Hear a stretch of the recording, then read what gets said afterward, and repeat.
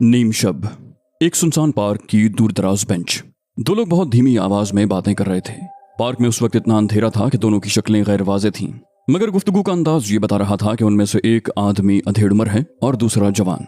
जवान के बात करने का अंदाज भी ऐसा था जैसे वो अधेड़ उम्र आदमी की बेइंतहा इज्जत करता हो।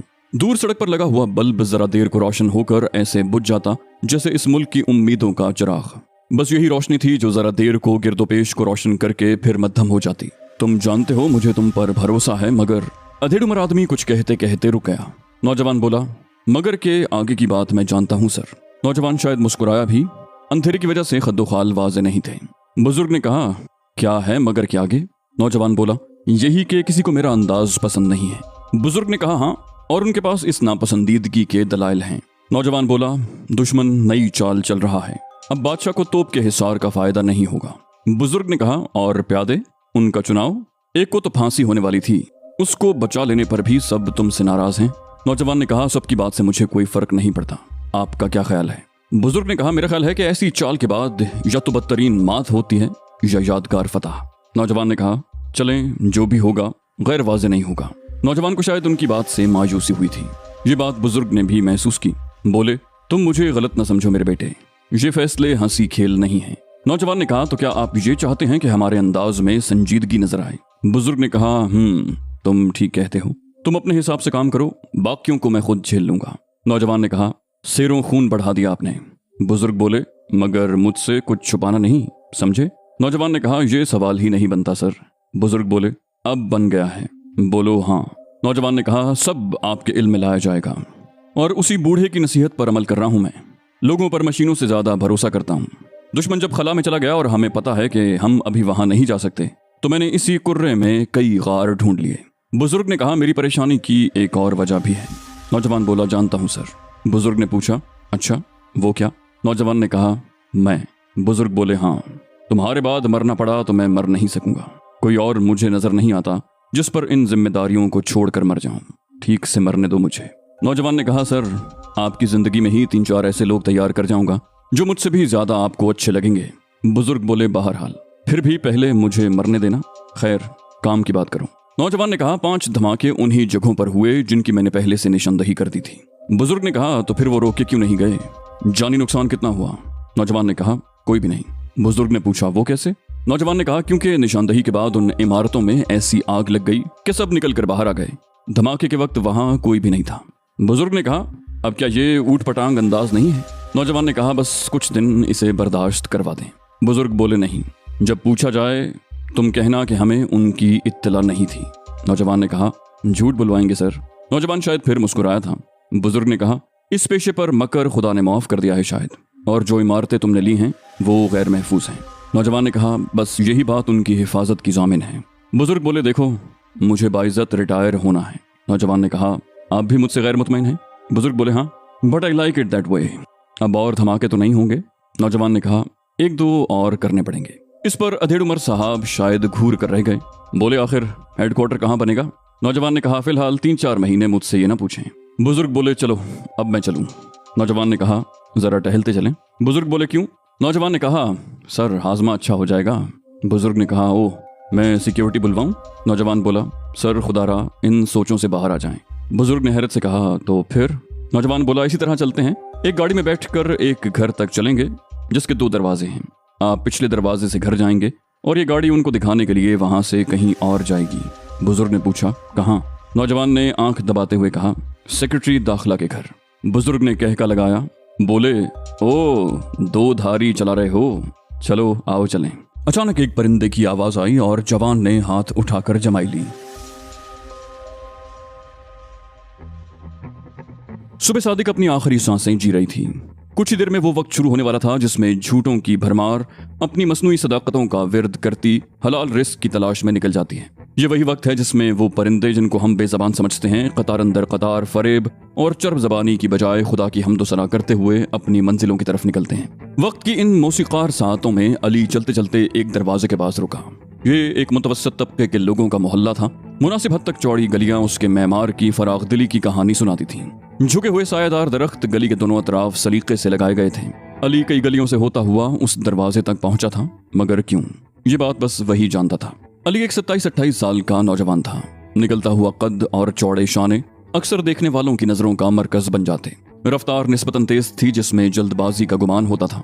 सर झुकाकर तेज तेज कदम लेते हुए चलता तो यूं गुमान होता कि गिरदोपेश से बेखबर किसी जरूरी काम से जा रहा हूं। सर के बाल मोटे और घने थे, मगर शायद सलीके से बनाने का शौक न था। आंखें नीमवा किसी गहरी सोच की गम्माज, जैसे हर वक्त शायरी और सवालों का नुजूल हो रहा हो। उसके रुकते ही दरवाजे में जरा सी आड़ बन गई, जैसे कोई पहले से इंतजार में था। थोड़ा सा खनकारने पर आवाज आई, तो ये कब होगा कि तुम मुझसे मिलने मेरे दरवाजे की बजाय अपने घर आया करोगे? आयशा ने कहा। अली को उसका शर्मीला लहजा बहुत पसंद था। बोला, ऐसा तब होगा जब मैं मिलने थोड़ी देर को नहीं बल्कि काफी देर के लिए आ सकूंगा। आयशा बोली, और जरूर, उस काफी देर के आने में भी अभी काफी देर है। वो मुस्कुराई। अली ने ऊपर देखते हुए कहा, कुछ बातें तो तुम्हें पता ही हैं, फिर भी तुम नहीं समझती। आयशा मुस्कुराते हुए बोली, इस जुमले में सबसे मजे की बात यह है कि सिर्फ मुझे पता है। अली ने कहा, काफी देर उसको कहते हैं जिसका इंतजार मुमकिन ना हो। आयशा बोली, और जब आपको इंतजार मुमकिन लग रहा हो लेकिन अब्बा को ना लग रहा हो, उसको भी काफी देर कहते हैं। अली बोला, जो भी हो, कुछ काम हैं जो हम सबसे ज्यादा जरूरी हैं। अली की आंखों में भी नाकाबिले शिकस्त अजाइम की झलकियां थीं। आयशा ने अपनी बड़ी बड़ी आंखों को और बड़ा करते हुए कहा, मुझसे भी ज्यादा। अली ने कहा, जिनसे मिलने के लिए एक और दुनिया का भी वादा हो, उनको इस आरजी दुनिया में इंतजार करवाया जा सकता है। वो मुस्कुराया, फिर बोला, वहां के लिए महल बना लें, फिर उसमें तुम्हें रखेंगे। आयशा बोली, और इस दुनिया का क्या होगा? यहाँ झोंपड़ी में रखोगे? अली ने कहा, तो तुम नहीं रहोगी क्या? आयशा बोली, अकेले तो नहीं रहूंगी। अली ने कहा, कुछ लोग जाने देते भी नहीं हैं। आयशा ने कहा, कुछ? कौन? तुम सिर्फ मेरी बात क्या करो? अली मुस्कुराया, बोला, तुम्हारी बातें मैं सिर्फ खुद से करता हूँ। आयशा बोली, सही, छोड़ के चले जाओ और जुमले भी मारो। अली ने कहा, हिम्मत बढ़ाओगी, दुआएं दोगी या बस उदासी रहोगी? ये कहकर वो चल दिया। आयशा बोली, ठहरो, क्या हुआ? अली ने कहा, ठहर जाता हूँ, कोई शिकवा हो तो अभी कर लो, फिर कुछ वक्त के बाद ही मुलाकात होगी। आयशा बोली, क्यों? शिकवा क्यों करूं? दिल में रखूंगी, नहीं बताऊंगी। अली ने कहा, क्योंकि जब हम शिकवे करना बंद कर देते हैं तो शिकवे बढ़ना शुरू हो जाते हैं। आयशा ने कहा, वो तो ठीक है, लेकिन तुम एकदम से क्यों जा रहे हो? अली ने कहा, कुछ लोग इसलिए जाना चाहते हैं कि उन्हें वापस बुला लिया जाए। आयशा ने कहा, फिर कुछ लोग? अपनी बात क्या करूं? अली ने कहा, कुछ काम हैं जो मुझे तुम्हारे पास आने से पहले करने हैं, क्योंकि उसके बाद मैं कहीं नहीं जा सकूंगा। ये कहकर वो चल दिया। कुछ रिश्ते जो अनकही बातों को महसूस कर लें यकीनन बहुत कीमती होते हैं, और वैसे भी अली की जिंदगी में ऐसे रिश्तों की बहुत कमी थी। वो लोग जो लोगों के मीठे लहजों में छुपे जहर को भांप लें, अकेले रह जाते हैं, या फिर दोगला अंदाज अपनाकर सबसे हंसकर बाकी की जिंदगी अदाकारी और रियाकारी में गुजारते हैं। लेकिन ऐसी जिंदगी को अली कभी ना अपना सका। झूठ को झूठ, सच को सच और जुल्म को जुल्म कहने की आदत उसको इस मुल्क के अक्सर लोगों से मुमताज कर देती थी। साथ साथ यही इम्तियाजी हैसियत उसके अकेलेपन का बायस भी थी। अब पिछले कुछ अरसे से इस तन्हाई में 2 हसीन आंखों का इजाफा हो गया था, और यूं ये तन्हाई कुछ और पुरअसरार हो रही थी। गली के किनारे पहुंचकर अली रुक गया। सामने मोड़ पर एक फल वाले की रेडी का इजाफा हो चुका था। उसने एक लंबा सांस लेकर उचटती सी नजर राब्ता सड़क पर डाली और साथ गुजरते एक रिक्शे को रोककर उसमें सवार हो गया। वो एक आम सी बस्ती में पुरानी सी इमारत थी।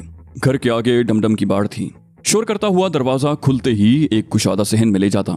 वहां से एक हरी भरी राहदारी अंदर वाले दरवाजे की तरफ रहनुमाई करती। घर के अंदर की क्यारियों को चंबेली की बेलों से सजाया गया था। गरज ये कि उस घर की सादगी में भी एक दिलकशी थी, जो घर के मकीनों के खुश सलीका होने को साबित करती थी। इलाके के मकीनों की नजर में वो मियाँ बीवी का एक ऐसा घर था जिसमें अक्सर मेहमानदारी रहा करती थी। अली और अली जैसे 3 और मेहमान वहां अक्सर शामें गुजारा करते और मजे मजे के खाने खाया करते। उन सब का वहां आना जाना इतना था कि उनके मोहल्ले वाले भी उन्हें अच्छी तरह जान गए थे। अली की मुलाकात अरशद भाई से बीच क्लब में कुछ इस तरह हुई थी। उस दिन सूरज दिन भर की थकन समेटकर रात की तारीख सरहदों में दाखिल होने से पहले दम भर को रुका था, जिसकी वजह से आसमान पर शफक नमूदार हो रही थी। उधर बीच क्लब में शाम की चाय पीते पीते अली ने सर उठाकर देखा। सामने एक गठीले जिस्म का अधेड़ उम्र इंसान खड़ा था, जिसके चेहरे पर नरमी थी, लेकिन हाथ मिलाने पर अली को एहसास हुआ कि वो बहुत मजबूत जिस्म का मालिक है। क्लीन शेव, छोटे और एक खास अंदाज से तराशे गए बाल उसकी सलीकामंदी की दास्तान कह रहे थे। जब वो इजाजत लेकर अपनी नशिस्त पर बैठा तो अली उसके बारे में काफी अंदाजे लगा चुका था। उसकी छोटी छोटी घूरती हुई आंखें बज़ाहिर अली को देख रही थीं, मगर दरपर्दा अली की हरकत सकनात और इस्तरारी आदतों का मुआयना कर रही थीं। उस अधेड़ उम्र आदमी ने कहा, आप बुरा न माने तो मैं बैठ जाऊं। अली ने कहा, बुरा मान जाऊं तो भी बैठ जाएं। अधेड़ उम्र ने कहा। उस आदमी ने कहा, शुक्रिया। सिगरेट पीते हैं आप? अली ने कहा, चाय के अलावा बस ठंडा पानी पीता हूं। आदमी ने कहा, आप बुरा न माने तो मैं जला लूं। अली ने कहा, इस शहर के लोग धुआं सूंघने का बुरा मानने लगे तो उनको शायद शहर छोड़ना पड़े। हम लोग तो जब मरी जाते हैं तो हमें खांसी शुरू हो जाती है। आप बेफिक्री से पी लें। ये सुनकर उन्होंने एक दिलकश केस से सिगरेट मुंतखब करके अपने होंठों में दबाई और लाइटर जलाकर सांस अंदर खींची। कुछ ही देर में धुआं हर तरफ बिखर रहा था। अरशद भाई ने पूछा, क्या करते हैं आप? अक्सर मैं आपको यहाँ अकेला देखता हूँ। अली ने आदतन तफसील न बताते हुए कहा, अकेला? अकेला कहाँ, आप सब भी तो होते हैं यहाँ। अरशद भाई ने कहा, हाँ, मगर आपकी टेबल अक्सर खाली ही नजर आती है। अली ने मुस्कुराते हुए कहा, जी बस यूं समझें कि शराब साकी के साथ और चाय तन्हाई के साथ ही अच्छी लगती है। अरशद भाई ने कहा, और इस चाय पीने के अलावा क्या करते हैं आप? इस बार वो महसूस हो रहे थे। अली उनकी आंखों में देखता हुआ बोला, कभी लिखता हूँ, कभी नहीं भी लिखता। आप सुनाएं, आप क्या करते हैं यहाँ इस क्लब में? बुरा न मानिए, बिना मतलब कोई किसी का हाल भी नहीं पूछता। अरशद भाई ने चाय की चुस्की लेते हुए कहा, वाह, आपका मुशाहिदा तो दाद तलब है। कुछ लोग भीड़ में गुम होकर भीड़ ही में गुम हो जाने वाले लोगों को ढूंढते हैं, अपनी शनाख्त मिटाकर अपनी शनाख्त बदलने वालों को तलाशते हैं। आप कुछ समझे? अब वो पूरी तरह अली की तरफ मुतवज्जे थे। अली ने चाय का घूंट लेते हुए कहा, बोलते रहिए। अरशद भाई ने कहा, किसी ने जो लिखे हुए को छापता है कहा है कि कुछ लिखने वाले हमारे काम आ सकते हैं।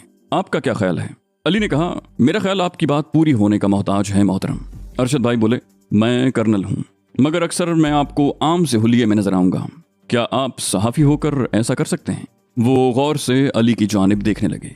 अली मुस्कुराया, बोला, देखें, कहने को तो वतन के लिए जान भी हाजिर है, मगर ऐसा करने में डर बहुत लगता है। अरशद भाई भी जवाबन मुस्कुराए, बोले, जो आप लिख देते हैं वो भी बड़ी हिम्मत का काम है, इतने डरपोक आप हैं नहीं, ये मैं भी जानता हूँ। अली ने कहा, यही मेरा अंदाजा था कि आप मेरे बारे में बहुत कुछ जानते होंगे। अरशद भाई ने कहा, जी, अगर जानते न हो तो या तो ऐसी गुफ्तगू हम करते नहीं, या पकड़ कर बंद करके करते हैं। अरशद भाई अब खुलकर गुफ्तगू करने लगे थे। अली ने कहा, देख लें, मैं यस सर वाला बंदा नहीं हूँ। अरशद साहब बोले, यस सर करने वालों को हम वर्दी में रखते हैं। अली मुस्कुराया, बोला, यानी आप भी यस सर नहीं कर पाए? अरशद साहब बोले, कुछ ऐसा ही समझ लें। अली ने कहा, देखें, बस मैं लिखता ही हूँ, सूली पर भी लिखूंगा, माँ बाप भी नहीं है, आप बताएं कैसे मदद करूं? अरशद साहब ने कहा, एक टीम बनाने का मुझे ऑर्डर मिला है, उसको कुछ मिशन मिलेंगे। हमें एक मीडिया कंसल्टेंट चाहिए। आपको पता होगा कि कुछ खबरें खेल खराब कर देती हैं और कुछ छाप देना जरूरी होता है। ये सब कुछ आपके जिम्मे है। इसके अलावा भी कुछ काम है, लेकिन आप पहले शामिल तो हो जाएं। अली ने कहा, देखें, ज्यादा उछल कूद मुझसे नहीं होगी। अरशद साहब ने कहा, वैसे तो इसकी नौबत आएगी नहीं, मगर जान बचाने के लिए करनी पड़ गई तो इतना हम आपको सिखा देंगे। अली ने कहा, ठीक है, तो कब से शुरू करें फिर? अरशद साहब मुस्कुराए, बोले, यस्टरडे। कुछ देर खामोशी रही, दोनों ही कुछ सोचते रहे। यकयक अली चौंक कर बोला, वैसे इस भरे पूरे क्लब में आपको नहीं लगता कि ऐसी गुफ्तगू नामुनासिब थी? अरशद साहब ने कहा, अब आप ये जहन में रखिए कि हर रोज 4 से 5 बजे तक इस किस्म की गुफ्तगू की जा सकती है इस टेबल पर। अली ने टाइम देखा, 4:30 हो रहे थे। उसने पूछा, तरीकाकार क्या होगा? अरशद साहब बोले, अभी तो हम आपको भाभी से मिलवाते हैं, अगले हफ्ते मेरे घर पर खाना खाइएगा। ये थी उनसे अली की पहली मुलाकात। अली लिखता था और सुनता था जो सुनाया जा रहा हो, मगर अल्फाज में रचे हुए झूठ और इन अल्फाज के दरमियान के खला में छुपे हुए राजों को जान जाता था।